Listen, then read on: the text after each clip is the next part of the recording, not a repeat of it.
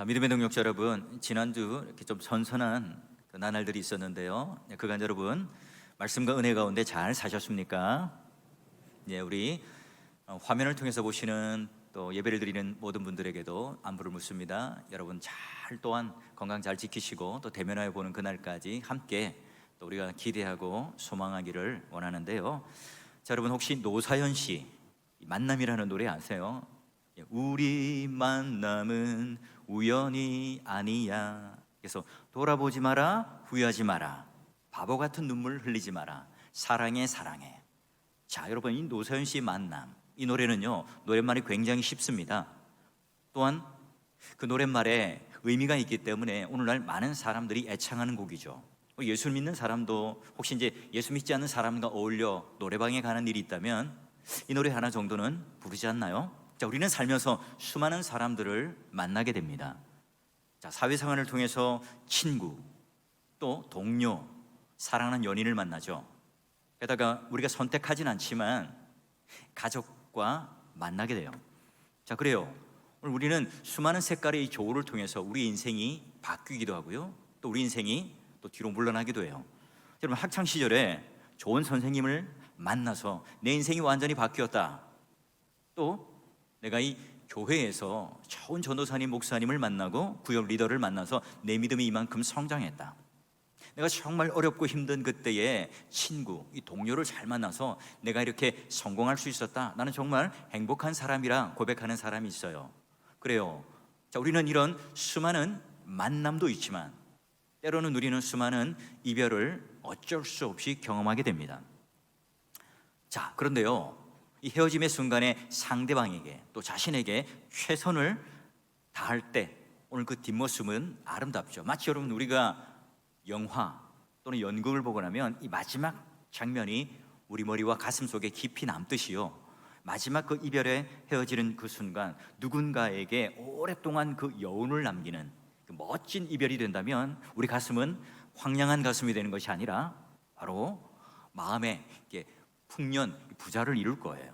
오늘도 우리는 새 여인의 만남과 이별 속에 피어나는 그 인애의 향기꽃을 맡아보실 건데요, 말씀 안으로 한번 들어보실까요? 자, 모압으로 남편 엘리멜렉과 두 아들을 손을 붙잡고 이민을 간 지 언 10년이 되었습니다. 그들이 원했던 기대와 꿈은요 물거품이 되었습니다. 남편도 죽고 두 아들도 죽었어요. 이제는 이 절망의 잿더미 속에 과부 셋만 덩그러니 남아서 하루하루 근근히 버텨가며 살아가고 있죠. 이때 하나님이 자기 백성을 돌보셨다. 베들레헴에 풍년이 들었다. 이 나오미의 귀에 이 하나님의 말씀이 신락 같은 그 희망의 끈으로 붙잡혀요. 그리고 마치 이 희소식은 나오미를 하나님께서 초청하시는 그 초청장처럼 느껴졌습니다. 그런 두 며느리와 함께 고향 베들레헴의 길에 여정길에 올라서요. 근데 나오미는요 한참 길을 걷다 보니까 이 두 며느리가 너무나 가련해 보여요. 그래서 너희들 지금이라도 늦지 않았으니까 고향으로 돌아가라 권면해요. 그리고 그들과 함께 이별의 입맞춤을 나누죠. 이때 새 과부가 부둥켜 안고 통곡을 합니다. 그래요, 남편과 사별을 하고 가난하게 살았던 이 새 과부, 그동안 억눌려 왔던 이 눈물을 한 번에 다 쏟아내는 듯 했죠. 그럼에도 불구하고 며느리들은 어머니 백성에게로 함께 돌아가겠습니다, 단호한 결정을 합니다. 나오미는 다시 한번 그들에게 강권하죠. 아니야, 기회가 있을 때 돌아가도록 해라. 이때 오르바는요 그들과 함께 아름다운 이별을 하고 룻은 어머니 나오미를 붙잡고 붙쫓아서 마치 강력한 이 접착제가 달라붙듯이 그 어머님과 함께 동행하여 베들레헴으로 가게 됩니다. 자, 믿음의 동역자 여러분, 오늘 우리가 눈물 짓고 있는 이 새 과부의 가련한 모습을 이 감성적인 모습으로 좀 보기 전에 냉철하게 이 과부 셋만 덩그러니 남았다, 이게 여러분 어떤 의미인지를 먼저 좀 알고 본문 안으로 들어가야 해요. 여러분 오늘 산업 사회 아닙니까? 어느 정도 여러분 남녀가 평등한 사회예요. 여러분 이때에도 여성 홀로 산다는 게 쉽지 않은 일이잖아요. 그 당시는 농경사회예요. 목축 또는 농업을 하는데 남성의 노동력이 중심이 되잖아요. 그런데 여성 홀로 남았다는 것은 어떤 의미입니까? 정서적으로 힘들다 이게 아니에요. 사회적으로 경제적으로 나는 아무것도 할 수 없는, 그저 굶어 죽을 수밖에 없는, 경제적으로 보호를 받을 수 없는 약자가 되었다는 의미입니다. 자, 그러기에 여러분, 지금 이 나오미와 이 세 과부는요, 그냥 버려진 하나의 가련한 인생이 아닙니다. 여러분, 이스라엘 백성들이요, 고아, 과부, 나그네, 가난한 자 이들을 법적으로 책임져야 할 율법이 있었듯이 그들은 지금 누군가로부터 돌봄을 받아야 할 사람들이죠. 우리 인생은 어떻습니까? 우리 또한 여러분, 모압 드림을 꿈꾸며 이주했던 엘리멜렉과 나오미처럼 우리 인생 여러분 최선을 다해서 살아가지 않습니까? 여러분 인생을 살아오면서 하루하루 허투루 살고 있는 분이 과연 누가 있겠습니까? 나는 실패한 인생, 나는 좌절된 인생, 이걸 목표를 두고 살아가는 사람은 아무도 없을 거예요. 그리고 우리는 하루하루 최선을 다해서 지금까지 우리는 버텨왔어요. 하지만 어때요? 빈손일 때가 많죠. 청년들 어떻습니까? 어릴 때부터 여러분 공부 열심히 했죠. 부모님이 여러분 학원 이런 저런 곳에 보내주어서 열심히 공부를 했어요. 대학도 가고 또 이제 고시원에서 취업 준비도 하고 또 취직을 위해서 열심히 노력을 했습니다. 이력서를 내고 또 취업의 문을 두드리지만 좌절해요.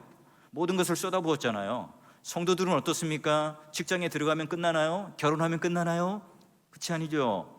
또 사업을 하시는 분들, 내가 그런 기대감을 가지고 하나님의 사업터를 잘 꾸려보겠다, 그런 마음들을 가지고 최선의 노력을 다했지만 아무것도 내 손에 잡히지 않을 때, 텅 빈 손이 될 때 우리는 맥이 빠져요. 자, 얼마나 이때 여러분 우리의 마음은 아픕니까? 하나님은요, 그런 텅 빈 인생을 어떻게 채워가실까요? 하나님께서는 어떻게 그들을 인도하시는지 말씀 안으로 한 걸음 더 들어가 보자. 자, 6절부터 보면요, 자, 이제 그 여인 셋이요 행동을 해요. 보니까 듣고 또 함께 일어나다, 함께 하다, 돌아오려 하다. 여러분, 이들의 행동이 마치 우리 눈앞에 보이듯이 굉장히 역동적으로 지금 서술하고 있죠. 여러분, 어떻게 해서 이런 행동을 할 수 있었죠? 그래요, 여러분, 여호와께서 자기 백성을 돌보시사 바로 그들에게 양식을 주셨다, 이 말씀, 이게 바로 나오미의 귀에 들렸어요. 지금 나오미는요, 지금 이제 민감한 예민한 상황 속에서 이 하나님의 말씀을 감지해요. 그럼 지금 우리는 무엇에 민감해 있나요? 와, 어떤 연예인이 이런 가십거리가 있대. 저 집사님 이런 외모가 있고, 와, 저 집사님 이런 차를 타고 다니고, 저 집사님 야, 이런 아파트에 살고 있대. 여러분, 이런 것들에 대해서는 좀 우리는 둔감할 필요가 있어요. 우리는 무엇에 민감해야 됩니까? 그래, 우리는 언제나 이 하나님 말씀에 민감할 때, 하나님 말씀에 귀를 열어놓고 있을 때 다시 우리는 회복의 자리로 돌아갈 수 있고요, 은혜의 자리로, 하나님께서 초청하시는 자리로, 하나님께서 부르시는 자리로, 오늘 우리에게 주신 사명의 자리로 우리는 돌아갈 수 있어요. 바로 그것이 회복의 시작이고 그걸 부흥이라고 불러요. 자, 그러자 이 나오미도 마찬가지예요. 하나님 말씀이 예민하게 들리고 그 말씀이 들리기 시작하자 그들은요, 회복의 여정의 길을 걷게 됩니다.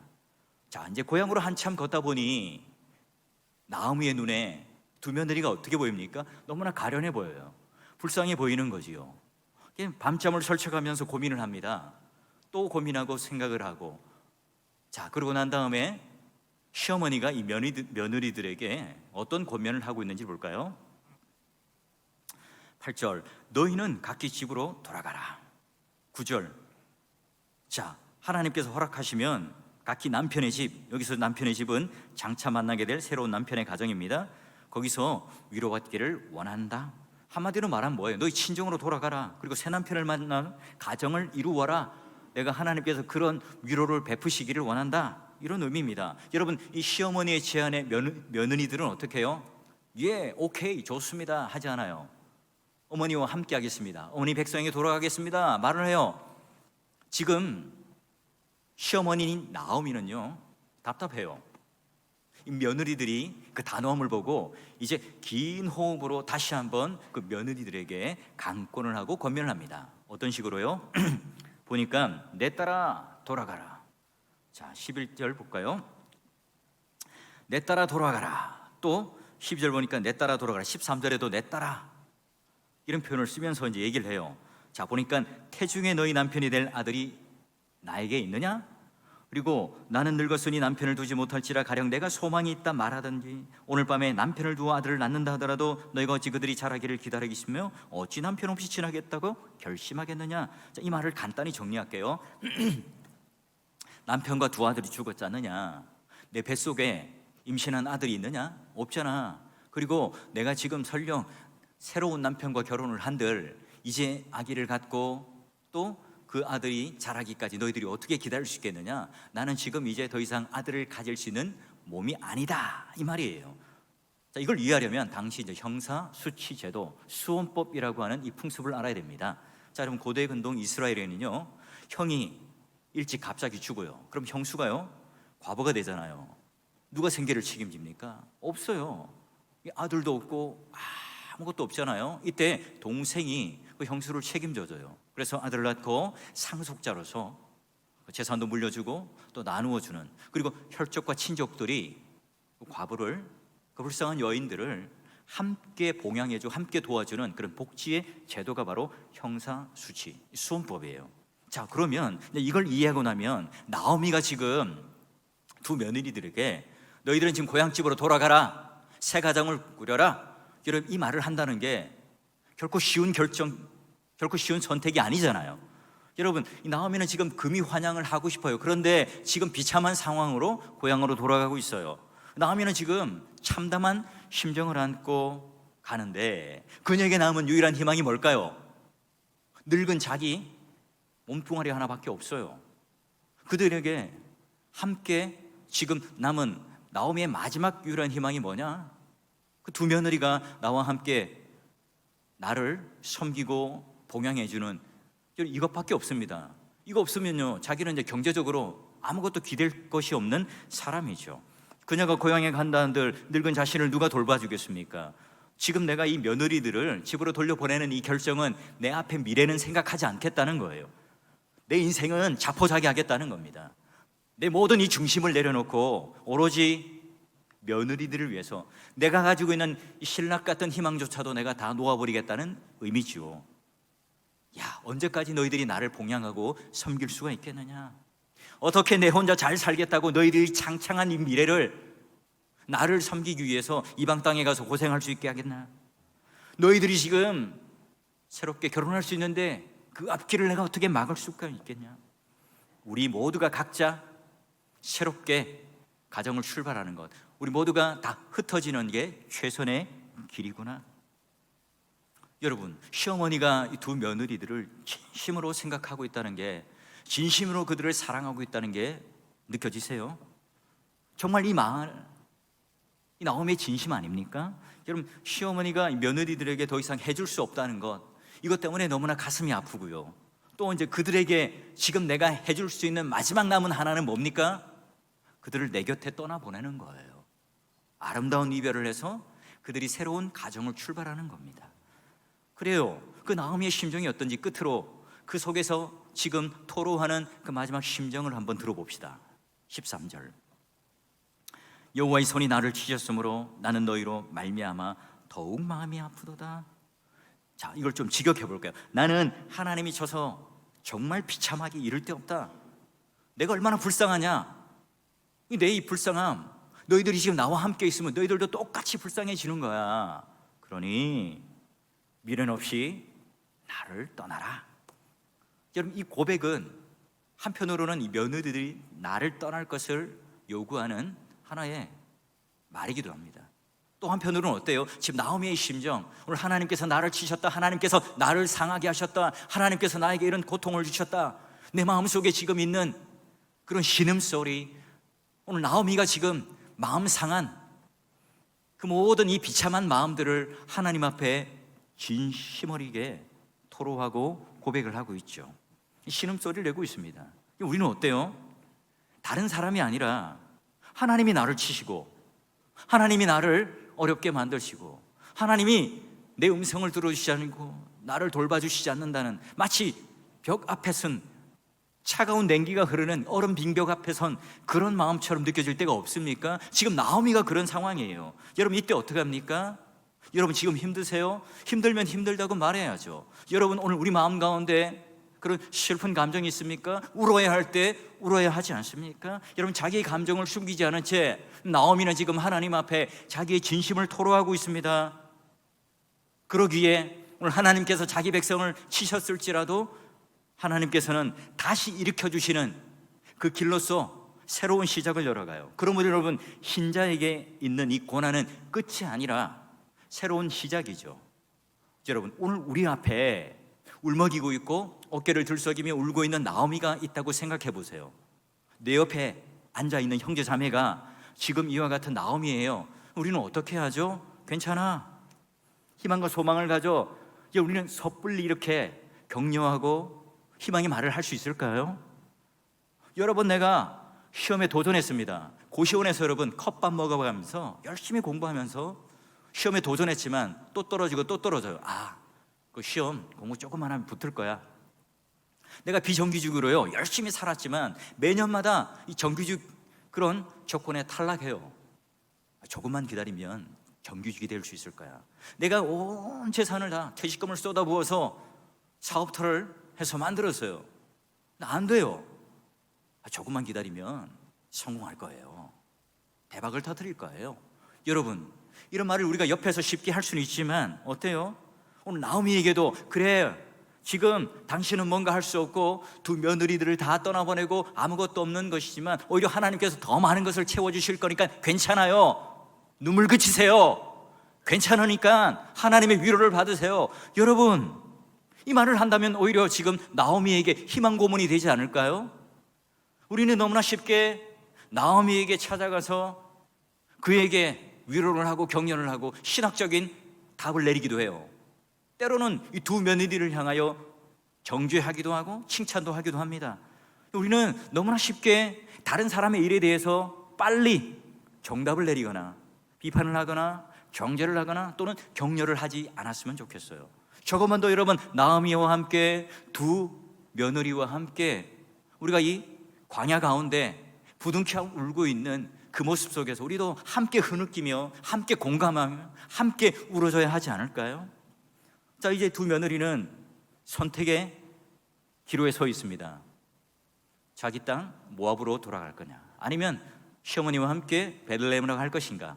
자, 마지막 장면을 볼까요? 그들이 소리를 높여 다시 울더니 오르바는 그의 시어머니에게 입맞추되 룻은 그를 붙쫓았더라. 여러분 이 장면을 보면서 우리는 효라고 하는 윤리적 도덕적 관점으로 해석을 할 때가 있죠. 그러니까 룻은 시어머니를 끝까지 잘 붙잡고 붙들고 봉양을 하였더라. 어머니가 떠나보냈지만 그럼에도 불구하고 악착같이 시어머니를 붙잡고 이 고부간에 그런 효부로서 역할을 잘했다. 근데 반면에 오르바는 어땠어요? 자기 살 길을 찾아간 이기적인 며느리였다. 그래서 바울과 데마의 관계처럼 세상을 향하여 쫓아서 배반하였던 데마와 같은 존재가 오르바다. 여러분 우리는 너무 이렇게 쉽게 정죄를 하지 않나요?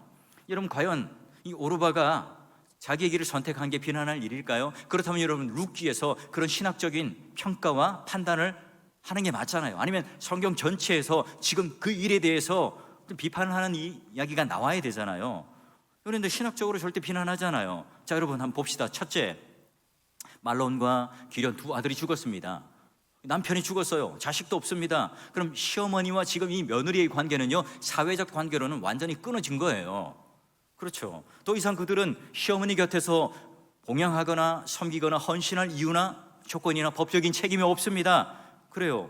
그들은 자식이 없었으니까요 얼마든지 자기들은 새 삶을 찾아서 새 가정을 꾸려서 나가더라도 누구도 비난할 사람이 없고요 누구도 판단할 사람이 없습니다. 그게 정당한 거예요. 지금까지. 그런데 두 며느리들은 외국인이었던 어머니 지금 나오미를 너무나 헌신적으로 잘 섬겼습니다. 물론 그 남편들도 내조를 잘했던 착한 며느리들이죠. 그들의 섬김을 받고 있는 나오미는 그저 뭐예요? 고마울 따름이죠. 아니 그저 미안할 따름이에요. 두 번째, 지금 나오미의 입장에서는 지금 뭡니까? 고향으로 돌아가는 길이에요. 귀향이에요. 뭐 어떻게든 여러분 내가 이렇게 가다가 넘어지면 자빠져도 풀이 나를 안아주는 곳이 고향이라는 그런 시도 있잖아요. 그래요. 그런데 두 며느리들은 어때요? 낯선 땅을 지금 가는 겁니다. 나오미는 잘 알죠.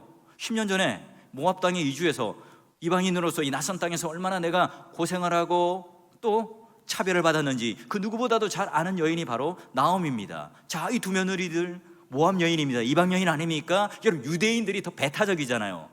이방인 여인들, 낯선 자들이 그곳에 가서 얼마나 차별을 받고 또 경제적으로 그들이 노동력을 가지고 일하기가 힘든지 누구보다도 잘 아는 사람이 누굽니까? 나오미예요. 그런 여러분, 이 두 며느리가 지금 같이 고향 땅 베들레헴에 가면 이 고생할 게 눈에 훤해요. 그런 여러분, 이 며느리들이 그래도 시어머니를 따라가겠다고 하는 거예요. 믿음의 동역자 여러분, 오늘 우리 중에 이 오르바와 같은 헌신과 봉사와 그리고 이 어머니를 사랑하는 마음을 가지고 끝까지 따라오고 있는 이런 며느리들이 과연 얼마나 될까요? 우리 오르바와 같은 그런 헌신을 가지고 오늘 이 사회생활을 하며 관계하는 그런 모습을 보이는 그런 사람들이 우리는 얼마나 될까요?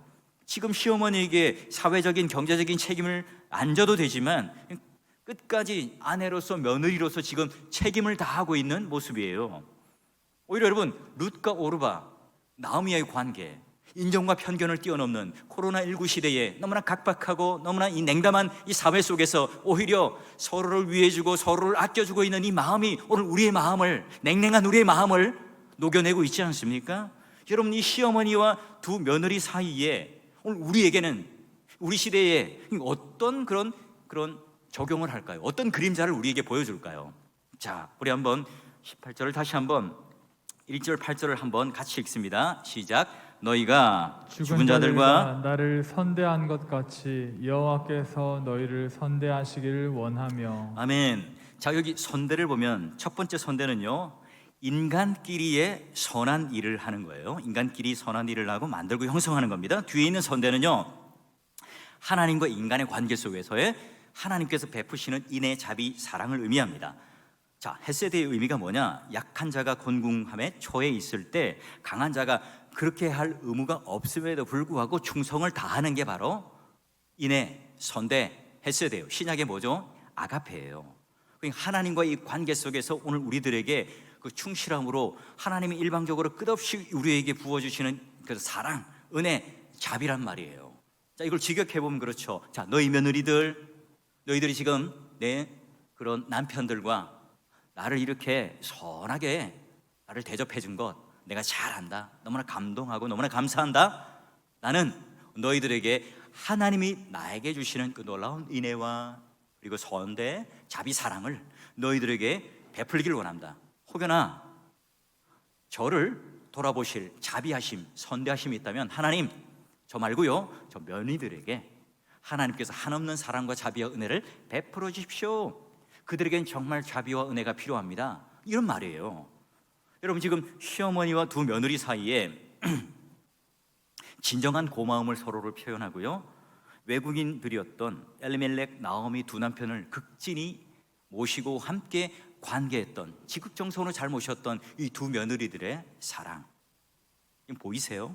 여러분, 나오미는요, 두 며느리로부터요 그런 헤세드, 선대, 자비, 은혜, 사랑의 그림자를 봤어요. 그리고 그녀는요, 지금 하나님께서 나에게 주시는 그런 은혜, 자비, 인자하심, 사랑을 그들에게 줍니다. 하나님께서 헤세드의 원조잖아요.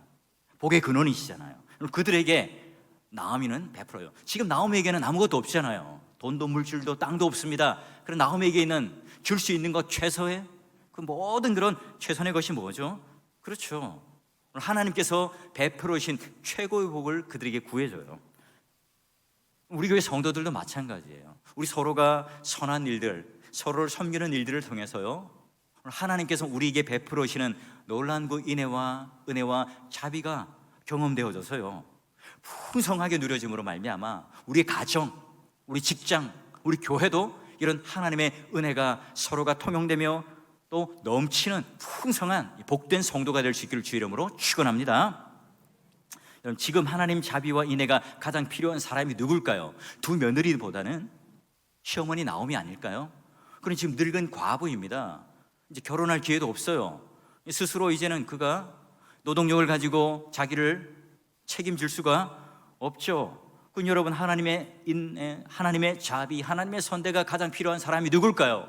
자신 아닙니까? 그런데 그것마저도 지금 누구에게요? 며느리들에게 베풀고 있어요. 우리가 삶이 힘들어지면 어때요? 여유가 있습니까? 팍팍하잖아요. 자기중심적인 사람이 됩니다. 내가 먼저 살아야죠. 내 배고픔부터 해결해야 합니다. 내 그런 데면 마음의 갈증부터 해결해야 되잖아요. 여러분, IMF 때 경제적으로 각박할 때 그 이혼율이 굉장히 급증했다 그래요. 지금 여러분, 이 세 과부는요 너무나 가난하죠. 희망이 없어요. 절망이 있지만 그럼에도 불구하고 서로에게 악하지 않아요. 그럼에도 불구하고 서로에게 지금 사랑과 인애와 자비를 베풀고 있어요. 서로 이 각박한 세상 속에서도, 어두운 세상 속에서도, 아무것도 가지지 않은 가난한 이 삶 속에서도 서로에게 베풀 수 있다는 것, 서로가 행복할 수 있다는 것, 서로가 부둥켜 안고 공감하며 눈물을 흘릴 수 있다는 것, 서로에게 애틋한 마음을 가지고 서로의 미래를 포기하고 아껴주는 마음이 있다는 걸 우리들에게 보여줘요. 여러분, 이게 바로 믿음으로 사는 사람들이 어려운 상황 속에서도 더 깊은 사랑을 보여줄 수 있는 근거 아니겠어요? 며느리들 한번 보십시오. 한없이 그 인생이 처절한 인생 가운데 살았던 늙은 이 시어머니를 베푸는, 또 책임지겠노라고 하는 순수한 그 인의 사랑. 며느리들은요 자신들이 지금 미래보다는 쓸쓸히 지금 홀로 남은 여생을 보내게 되는 그 시어머니 나오미를 걱정해요. 그래서 이 며느리들은요 자신의 인생을 포기합니다. 그리고 어머니의 고난에 동참하려고 해요. 시어머니는 어떻습니까? 지금 자신의 미래는 이제 더 이상 희망이 없어요. 이 며느리들이 떠나면 나는 굶어 죽어요. 베들레헴에 오면 누가 나를 돌봐주겠어요? 그런데 그 미래를 포기합니다. 그러기에 자신이 늙고 또 내가 아무것도 쓸모없는 존재이기 때문에 오히려 그들에게 짐이 된다는 생각 때문에 이 며느리들을 포기하고 보내요. 이 고통에서 벗어나게 해주고 싶습니다. 이 며느리들만큼 나처럼 고생하지 않고 나비처럼 자유롭게 날아서 그 인생을 살기를 원합니다. 그래서 그가 청산갑으로 늙어 죽는 것이 아니라 새롭게 가정을 출발해서 멋진 삶을 살기를 원하는 그 어머니, 시어머니의 마음이 느껴지십니까? 여러분, 사랑이 무엇이고 헌신이 뭐고 나눔이 뭐고 사랑이 뭡니까? 그래요. 이 모든 것은 다 한 가지에서 나오죠. 이게 얼마나 여러분 감동적인 그림입니까? 오늘날 우리는 개인주의가 만연합니다. 공동체성이 무너지고 있습니다. 그래요. 이 예배조차도 이제는 화면으로 드리는 이 예배 때문에 이 공동체성은 더 무너지고 있어요. 그러게 여러분, 피폐된 삶을 살고 있는 형제나 자매를 돌아볼 겨를이 없어요. 내가 지금 각박하고 내 인생이 급급하기 때문에 그래요. 그럼에도 불구하고 우리는 사랑을 얘기하고, 그럼에도 불구하고 우리는 희생을 얘기하기에 우리 입술이 부끄럽게 만들어요. 무한한 이 경쟁 사회 속에 이기적인 사랑을 가지고 내가 최고가 되어야 하는 이때에, 나를 포기하는 것이 그렇게 아까운 이때에 이들이 지금 아무것도 가진 것 없는 가난한 인생을 살아가는 아무런 희망이 없는 이 세 가부가 서로를 위하여 아끼고 희생하고 내놓는 이 모습, 여러분, 오늘날 우리 이 세상에서 회복해야 할 그런 원형의 모습으로 우리에게 보여주고 있지 않습니까? 이 어려울 때, 가난할 때, 힘들 때 오히려 그들이 서로에게 인애를 베풀고 사랑을 베푸는 것, 여러분, 이게 오늘 우리들에게 보이시는 하나님의 진짜 사랑 아닐까요? 믿음의 동역자 여러분, 과연 우리 주위에는 어떤 연약한 자들이 있습니까? 내 주위에 앉아있는 형제자매들이 오늘 일상을 살아가는 나오미고 룻과 오르바가 아니겠습니까? 연약한 이웃들을 위해서 우리가 인애와 긍휼로 서로가 우리는 열심으로 섬기고 베풀고 있습니까? 우리는 구체적으로 이런 손과 발을 움직여서 섬김과 인애와 사랑과 자비를 어떤 식으로 베풀고 있습니까? 사실은요, 진짜 흉년이 무서운 게 뭘까요? 떡이 없고 먹을 것이 없는 가난한 그 인생이 진짜 무서운 흉년이 아니라, 어떤 상황 중에도요 이런 사랑이 없는 것, 인애와 자비와 긍휼과 공감하는 이 마음이 없는 흉년이 진짜 무서운 흉년이죠. 옆에 사람이 죽어가고 쓰러져 가는데, 옆에 사람이 힘들어하여 어려운 상황 가운데 있는데 아무도 돌보지 않아요. 여러분, 코로나19 때요, 마스크 때문에 초기 얼마나 고생을 했습니까? 이때요, 집사님 또 권사님들이 교육자실로 찾아와요. 목사님, 우리는 외출을 많이 안 하기 때문에요, 마스크가 그렇게 필요하잖아요. 우리 교육자들은 신방도 해야 되고 교회 사역을 해야 되니까 얼마나 마스크가 절실하겠어요. 이거 쓰세요. 그분들도 필요하죠. 또 손수 마스크를 만들어 와가지고 쓰시라고 또 주세요. 또 여러분, 자신들이 지은 농산물들 가지고 서로 나누고, 또 예전에 여러분이 식사할 때 어때요? 밑반찬들 집에서 가져와서 이렇게 아름답게 나눠 먹고 하는 이 모습들, 제가 볼 때는 그게 얼마나 마음에 이렇게 넘치는 부유함인지 몰라요. 여러분, 그런 분들이 있기 때문에 오늘 우리가 흉년의 삶을 살고 있는 것 같지만, 코로나19라는 각박한 인생을 살고 있는 것 같지만, 오늘 우리 마음속에 풍년이 들고 있지 않습니까? 목회를 하면요, 많은 사람들을 만납니다. 그중에 나는 이렇게 성공했고 복을 받았고 이렇게 내가 행복한 삶을 삽니다라고 고백하는 사람들이 한둘 있어요. 그런 대부분의 사람들은, 목사님, 내가 이런 어려운 삶을 살고 있고요, 이렇게 내가 삶에 실패했고요, 내가 이렇게 갑자기 병이 걸렸어요, 내가 이렇게 지금 수술을 앞두고 있습니다. 수많은 이런 어려움들을 토로하는 자를 많이 만납니다. 그래요, 제가 만나는 대부분의 사람들은 텅 빈 사람, 절망의 잿더미에 있는 사람들, 낯선 타향살이 가운데 사람들로부터 차별받고 상처받은 모든 그런 사람들을 만나서 그 얘기를 들어줘요. 그 얘기를 들을 때 목회자인 저도 가슴이 아프죠. 예, 오늘 우리들에게 있어서 가까이 있는 나오미는 누굴까요? 병상에 누워있는 우리 부모님들, 또 요양병원에 오랫동안 예배를 드리지 못하고 격리되어 있는 분들, 또 실패와 좌절을 겪고 있는 형제와 자매들, 여러분, 오늘 우리들에게 인애와 자비와 사랑을 베풀 수 있는 기회로 주신, 숙제로 주신 그런 분들 아닙니까? 여러분, 아직도 여전히 고부 간의 관계의 갈등, 형제들 간의 갈등, 교회 안에서조차도 그 앙금을 해결하지 못한 채 여전히 그런 마음의 거리낌을 가지고 있는 그런 관계 속에서 오늘 우리가 보여주는 이 새 여인의 이 헤세드가, 오늘 우리가 그런 냉랭한 가슴, 막혀있는 담벼락을, 그 얼음 빙벽을 녹여내는 하나의 아름다운 모습을 우리들에게 넌지시 보여주고 있지 않습니까? 훗날 여러분, 이제 룻은 보아스를 만나게 될 거예요. 여러분, 생명의 은인과 같은 이 보아스가요, 바로 룻에게 따지지도 않고 묻지도 않고 또 일방적인 헤세드, 인애를 베푸는 장면이 나와요. 자, 10절과 11절 볼까요? 자, 나는 이방 여인인데요, 당신이 어쩌에 내게 은혜를 베푸시며 나를 돌보십니까? 이렇게 물어요. 이때 보아스가요, 어떤 대답을 합니까? 내 남편이 죽은 후에 내가 시어머니에게 행한 모든 것과 내 부모와 고국을 떠나 전에 알지 못하던 백성에게로 온 일이 내게 분명히 알려졌느니라. 그래요, 지금 남편과 시어머니에게 어떤 호의를 베풀고 어떤 일을 베푸는가 보아스도 들었다는 거예요. 그러기에 지금 그 놀라운 인의 사랑이라고 하는 것이 보아스에게도 전염이 되어서 지금 룻에게 똑같은 묻지도 따지지 않는 하나님의 호의, 하나님의 인애를 베풀고 있죠. 그래요, 여러분, 룻과 오르바 시어머니가 함께 했던 이 그림자와 같은 저들끼리 했던 선한 일과 헤세드가 이제 하나님께서 부어주시는 놀라운 인애가 실체가 드러나기 시작해요. 하나님의 그 구속의 큰 경륜 안에서는요, 여러분, 영육간에 그런 베풀었던 하나님의 인애와 사랑은요, 우리가 상상할 수 없는 몇 갑절, 몇 백절, 아니요, 우리가 셀 수 없는 그런 놀라운 은혜와 복으로 하나님께서는 갚아주시죠. 이게 바로 룻을 통하여, 보아스를 통하여 우리에게 보여주고 있지 않습니까? 믿음의 동역자 여러분, 오늘도 우리는 여전히 슬픔에 가득 찬 미망인 룻, 오늘 하나님께서 이 붓을 들고 어떻게 터치해 나가는가, 그 붓질의 터치를 바라보며 감동하는 게 바로 룻기 아닙니까?